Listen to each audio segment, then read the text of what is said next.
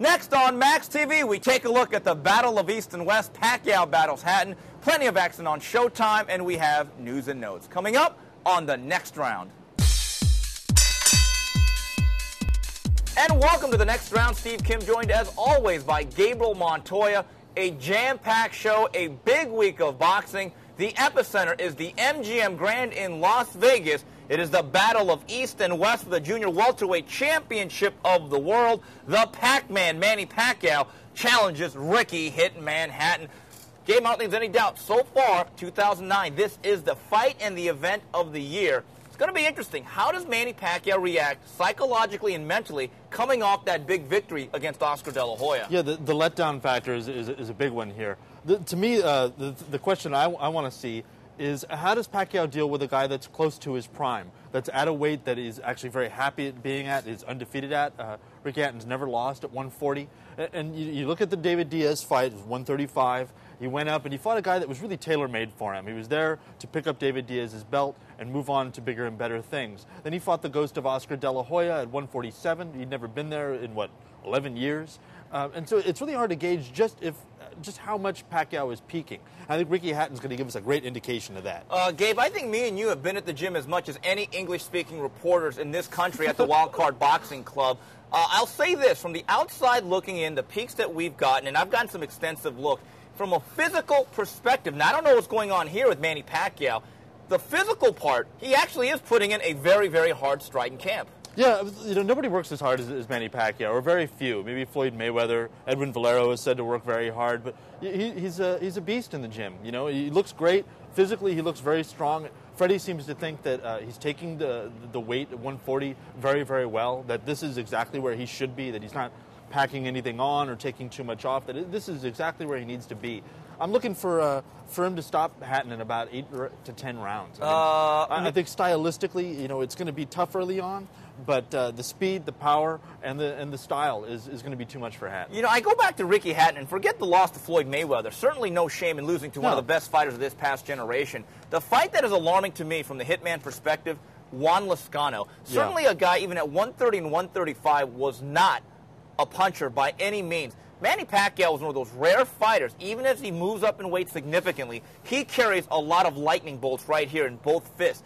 He got hurt twice significantly by Lezcano.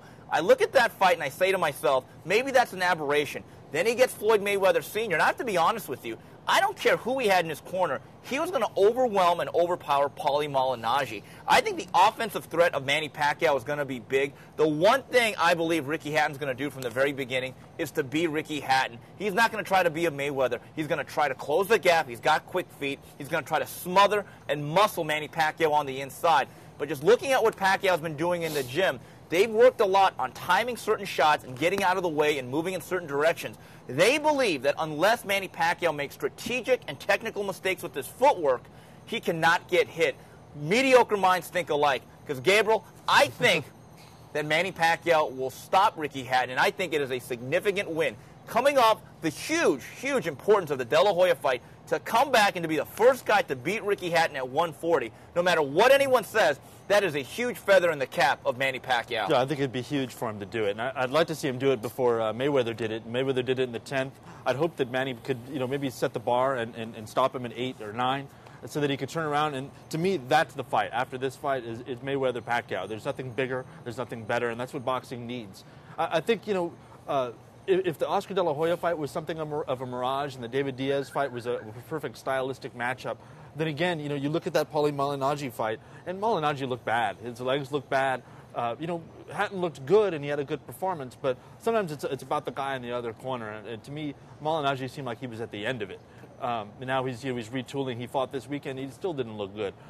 So, yeah, I agree with you, man. I think the things I've seen in Manny in the gym, where he's hitting 1, 2, 3 shots and turning his opponent, ducking under, going to the body, and coming back over the top. I really see him turning Hatton all night long.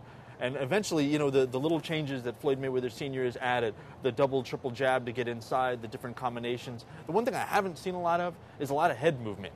He still seems very stationary, and I think by 6 or 7, he's going to get a little desperate and become the Ricky Hatton of old. We're going to see him throw weird, wide shots and be wide open to Manny. It's going to be a bloodbath. Gabe, square pegs don't die round. And I don't know, after 44, 45 fights, Can Ricky Hatton go from the style of Billy Graham and that trademark pressure style to what Mayweather espouses? I'm not so sure about that. A couple of things about Malignaggi. While Manny Pacquiao may not be Aaron Pryor at 140, I do know this.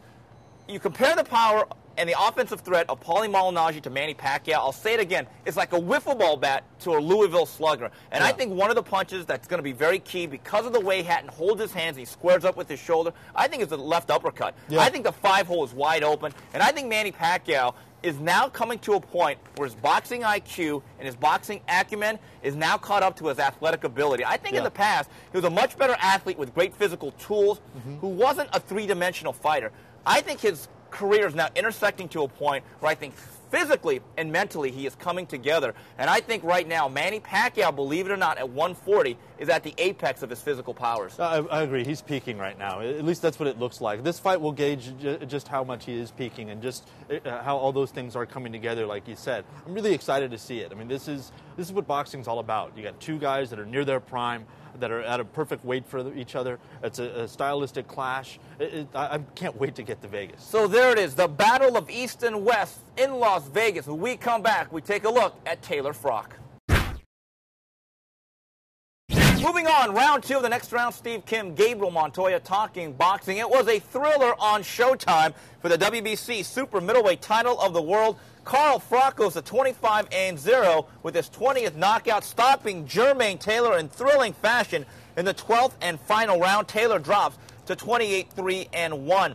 Opening up this broadcast, super middleweight, Alan Green blows out Carlos De Leon Jr. in 2 rounds. Gabe, what a thrill, and I think this is some awful flashbacks for Jermaine Taylor. To me, Jermaine Taylor is like that marathoner who hits Heartbreak Hill and all of a sudden he fades down the stretch. Thought he built an early lead, 3rd round knockdown, had things going his way with the superior speed and athleticism. But once again, Gabe, I think his technical flaws let him hit a wall. He seems to run out of ideas, and Frock was a guy who was professional and steady, made the adjustments, and he overtook Jermaine Taylor. Yeah, like I said, coming into the fight, he had gone back to Ozell Nelson, which is his original amateur trainer, 2 fights ago, and his loss in the rematch to Kelly Pavlik, and then in a win in his next fight against Jeff Lacey.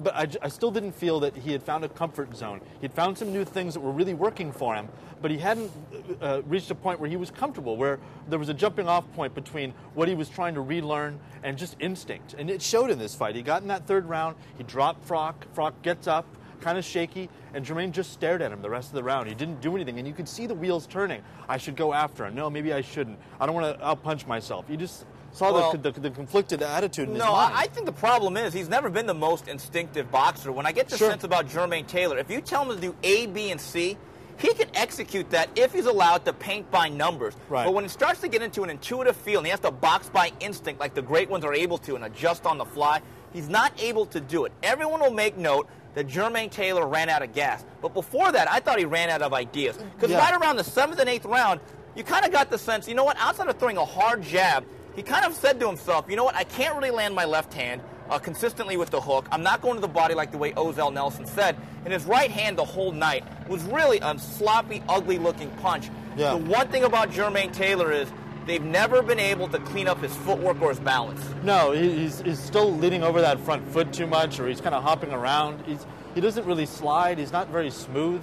And, yeah, the technique is totally choppy, man. I mean, by the 6th or the 7th, I thought, he looked a little tight, he looked a little tired, and he looked like he was getting tired of just throwing the 1-2, and he wasn't landing the hook like you said. And by then, Frock, who seemed a little tight to me going into the fight in the early rounds, I thought he got dropped as much by being kind of cold as anything.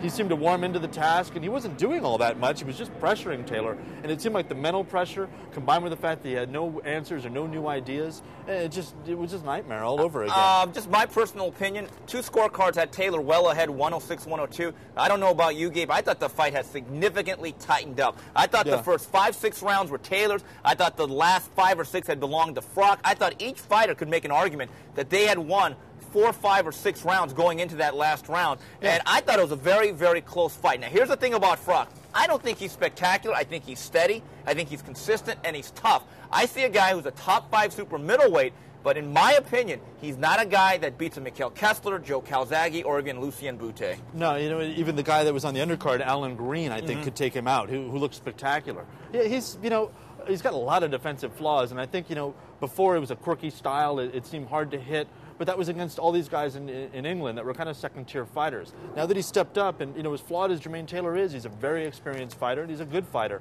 and all those things were exposed in Froch. Gabe, I thought it was almost a mirror image of each other. Each guy, every time they threw a jab, that right hand would come all the way out here, and both guys had a significant flaw, but I think, again, Carl Froch was just a little bit steadier, a little bit more consistent. You remember, since Alan Green, and what some thought, like me, was going to be a tough fight, he absolutely blew out Carlos De Leon Jr. Now, De Leon Jr.'s chin is very questionable. But you know what? Alan Green's a guy, he's never really backed up his talk, but this is the type of statement that he needed to get himself right in the mix. Yeah, he looked spectacular. He came out and he took charge. A big problem with me is that Alan Green can be kind of lackadaisical. He'll look exciting for a few rounds, and then he'll kind of sit back and let the opponent dictate. This time he came right out, said, I'm going to hit you with the jab, I'm going to hit you with the right, and he just started to mix in all his whole arsenal, and he blew Carlos De Leon out. Gabe, I still don't know how good he is right here in the whiskers department. I can tell you right now, he's not that good. I still get the sense that if he was a package, the sticker on the other side would read fragile, handle with care, but offensive tools. He has fast, heavy hands, throws great combinations, and he has power. I think the Froch-Alan Green fight is a great contrast of a guy that's spectacular against a guy that's steady. I wouldn't mind seeing that fight one bit. No, and if Froch can take his power, his mental toughness, could be a problem for Green down the stretch. I think it's a great matchup, considering that Bute and Andrade are set to rematch or about set. That's a great way to to wait and let the winners fight each other. So there you have it. That's showtime. We come back. We review Lattimore Spinks. And we are back on the next round. It was another edition of Showbox from St. Louis, and it was the Arch City Showdown for the IBF Junior Middleweight title. Corey Spinks with a split decision in 12 over DeAndre the Bull Lattimore. Your scores, 115-112, 114-113, and one dissenting vote of 112-115 for Lattimore. On the opening bout of this broadcast, junior welterweight prospect Devin Alexander, TKO 9 over Jesus Chewy Rodriguez. Gabe, quick start for DeAndre Lattimore, scoring a first-round knockdown. And you know what? In an ironic twist, I thought it was the worst thing to happen to Lattimore, because instead of chipping away at the body the way Kenny Adams wanted, I thought he expended a lot of energy winging shots to the head of Corey Spinks, who was still very elusive from the perspective of slipping punches. And I thought by the middle of the fight that the Bull was getting handled a little bit by the matador named Corey Spinks. And I'm a big DeAndre Lattimore fight, but after 12 rounds, I did think Spinks won this fight. Yeah, I had Spinks winning the fight. I mean, like you said, he came out and he looked great. Lattimore took charge. He went after the older fighter, which is what you should do. He was going downstairs, and he got the knockdown. And like you said, it was the worst thing that happened to him. All of a sudden, he thought that Spinks was going to get blown out, and he instead blew himself out, threw way too many punches, and by the middle of the fight, he was tired. And like Taylor, he seemed like completely out of ideas. He didn't know how to kind of, reassert himself into the fight, maybe go back to a jab. He just completely abandoned it. Couple things. DeAndre Lattimore is a guy that's had a lot of fights, but not necessarily a lot of experience in terms of quality, world-class guys, and he had not fought since he beat Sakyau Powell in June. Some of the politics of the game, the negotiating, and I think that time away from the ring, there was a little bit of rust. And a guy like Corey Spinks is so seasoned, so experienced, he can almost do this on automatic pilot. Now, I got to give Corey no longer the Spinks stinks a lot of credit. Since he's lost his legs and he's gotten a little bit older, I will give him credit. You know what? In his fight against Verno Phillips and in this fight against DeAndre Lattimore, I thought I'd never say this, Gabe. He's kind of entertaining. Yeah, he's kind of entertaining. I think, getting to 30 and 31 is like the best thing that could happen for a southpaw cutie. No, the best thing that could happen to us that has to watch him. Yeah, absolutely. I mean, he starts to sit down on his punches. He's not moving around a lot. The upper body still moves. The defense is still good. And, he's actually had some pretty good fights. The Taylor fight was kind of an entertaining fight. As he's slowing down, he's starting to get, starting to live in the pocket a little more. And it's going to be great for us because we're going to be writing about him for a little while. Right, and you take a look at this performance. I know that there are other managers and trainers. They believe that version of Corey Spinks, who's going to sit into the pocket and be stationary, we could beat that guy. And a perfect example how certain thoroughbreds need to be with certain jockeys. Without Kevin Cunningham pushing him throughout the camp and then pushing him during the fight, I don't think Corey Spinks wins this fight because he faded against Verno Phillips. he stayed pretty stout in the late rounds against DeAndre Lattimore. He kind of rode him throughout the fight, just kind of, kept him steady, kept him calm, let him know that he was still in the fight even though he was down a few rounds, and really just brought him down the stretch. It was kind of beautiful to watch, a guy that's been with you your whole career just kind of taking you to the promised land. But this isn't a bad loss for DeAndre Lattimore. Like you're saying, he doesn't really have a lot of experience. This is a perfect fight because, one, it was very close, and so now he can, he can either let that crush him or you can let that be the chip on his shoulder, work a little harder in the gym, retool some things, maybe get some straight punches going, and he could be a player in this division. He's only 23 years old. Keep that in mind. And in talking to his handlers, Lou DiBella Entertainment, they believe that the rust was a factor. And what they want to do is they'd love to have an immediate rematch, but I don't think Spinks has that in mind. No. Spinks wants to go big game hunting, which means Floyd Mayweather, guys like Shane Mosley. If I'm DeAndre Lattimore, I go back on the club circuit in the next 10 to 12 months. I try to get 3 or 4 fights and bank some rounds. Kenny Adams is a world-class trainer. DeAndre Lattimore is a good kid with a very stout work ethic. I would not give up on him. Now, I don't know if he's as good as James Kirkland, who may not have a future anymore, or an Alfred Angulo, but I think DeAndre Lattimore, at the very least, is an interesting name, and he's a colorful guy that has good, entertaining fights. On the undercard, Devin Alexander, #1 ranked WBC junior welterweight, did what he was supposed to, as Chris Rock would say, in blowing out Jesus Chewy Rodriguez. But I have to tell you, I did not see a guy that, in my mind, would beat Tim Bradley. No, I don't think he beats Tim Bradley. He's not ready yet.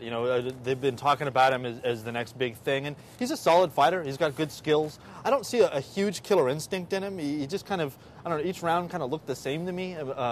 He did what he had to do against Rodriguez. He was there to be beaten, and he beat him. And he did it, fairly impressively, but I don't know. There's something kind of missing for him. Well, he's a slick southpaw, but I've gotten this sense on Devin Alexander for a while. He certainly is a talented guy. He's a lot like Corey Spinks, trained by the same guy, Kevin Cunningham. Yeah. But I get the distinct feeling, Gabe, he's already reached his ceiling.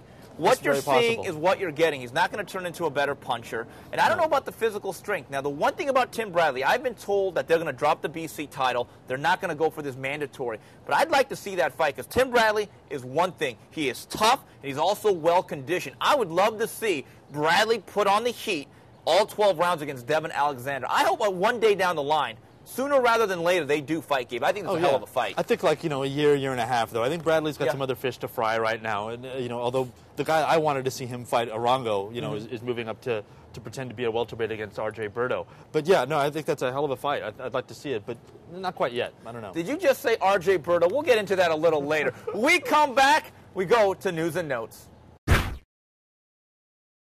And we move on to news and notes on the next round. Go to the fight review. Friday Night Fights, junior featherweights in action. A huge knockout. Antonio Escalante blows out Gary Stark Jr. in 3. Then HBO's Boxing After Dark in Puerto Rico, WBO 122-pound champion Juan Ma Lopez stops Jerry Penalosa in 9. And Lamont Peterson stops Willie Blaine in 7. And then in Germany Saturday for the WBA middleweight title, Felix Sturm TKO in 7 over Japanese Koji Sato. Going back up top, Escalante Stark, I thought was a pretty interesting, maybe even fight.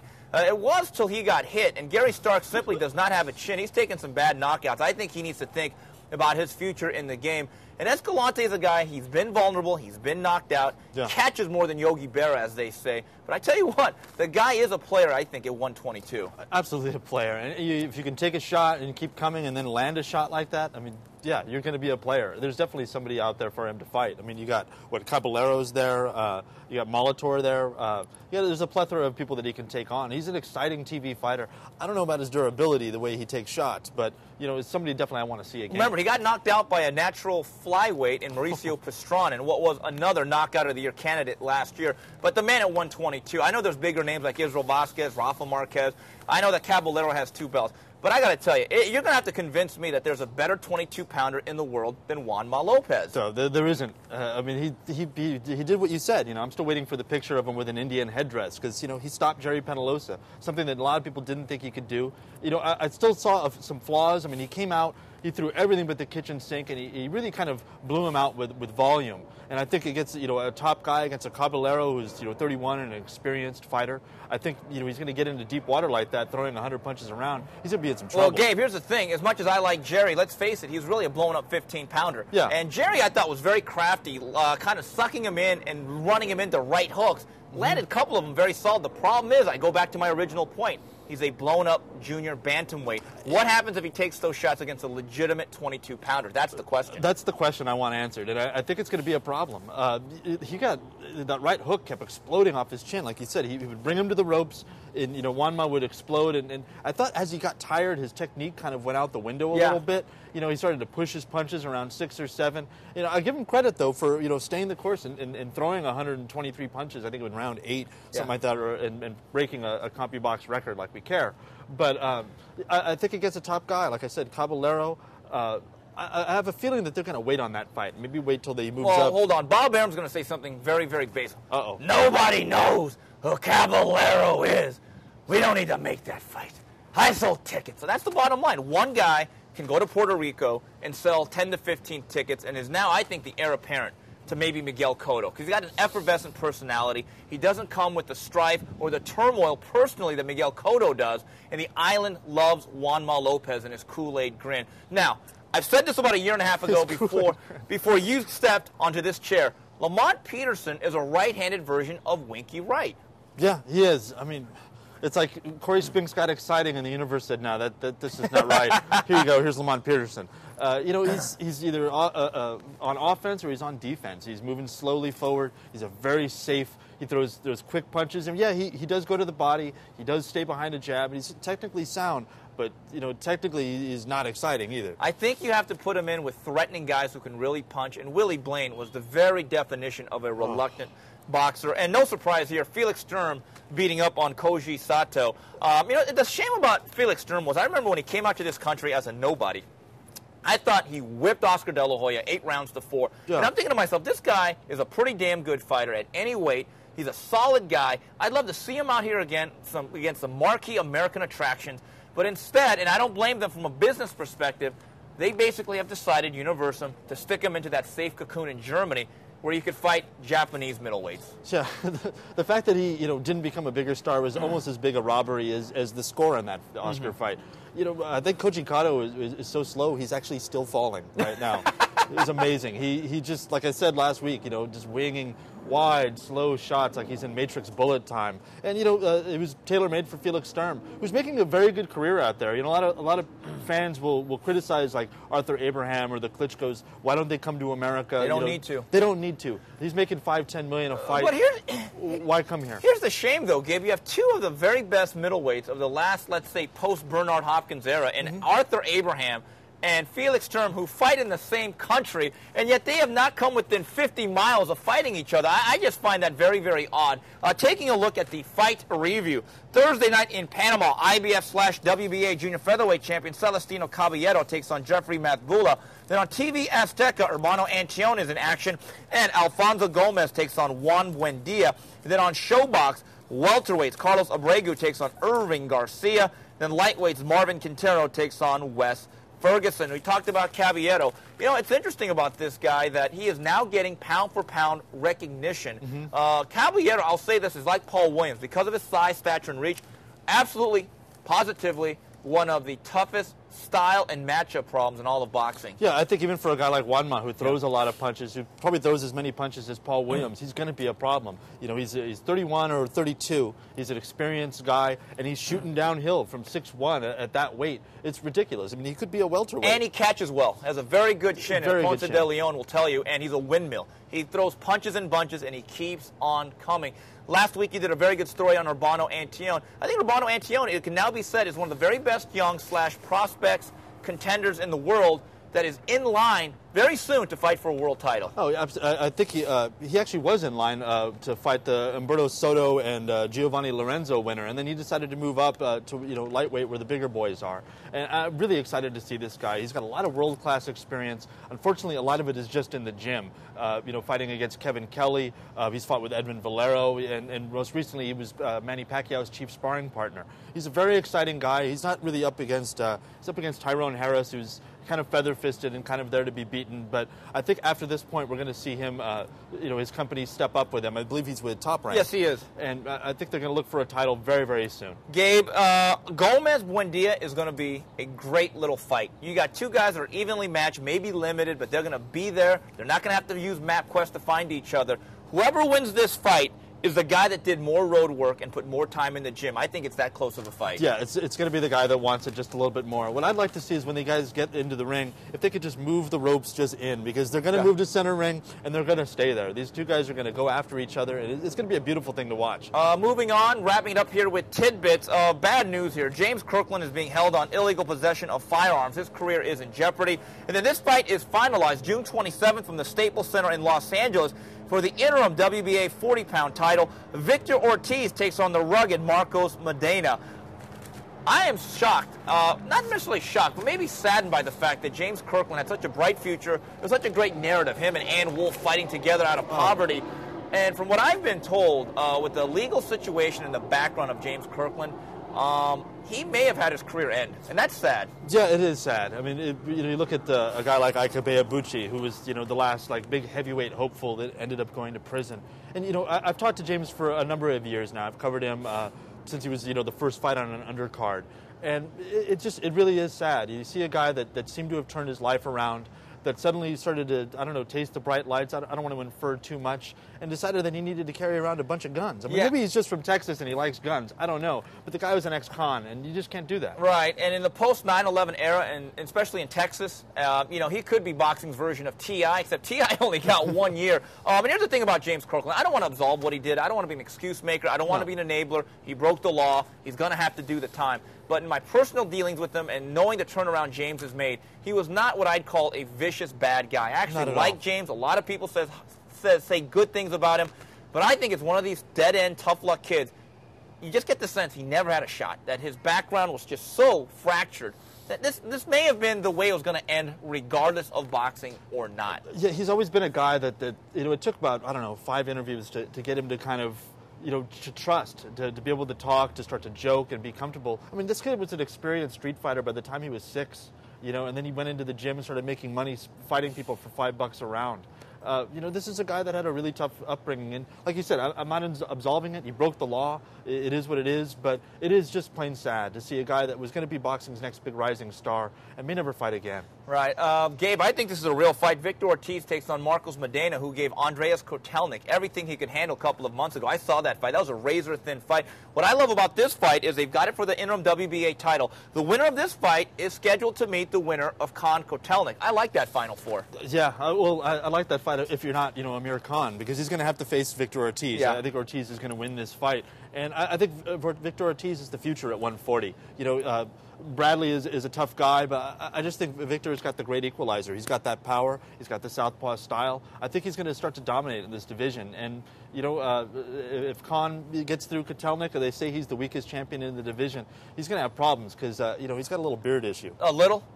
Okay, he's got a big beard. Yes, issue. Thank you. And don't forget, folks, every Friday on Max Boxing exclusively, we have the Friday Fight Series. We've had some great fights, even Fight of the Year candidates. So remember, 3 o'clock Pacific, 6 o'clock Eastern, come down every Friday to Max Boxing, and we have a new fight fresh in the can waiting for our fine subscribers. Well, that's it for this week's edition of TNR on behalf of Gabriel Montoya and the rest of Max Boxing. Till the next round, goodbye, everybody.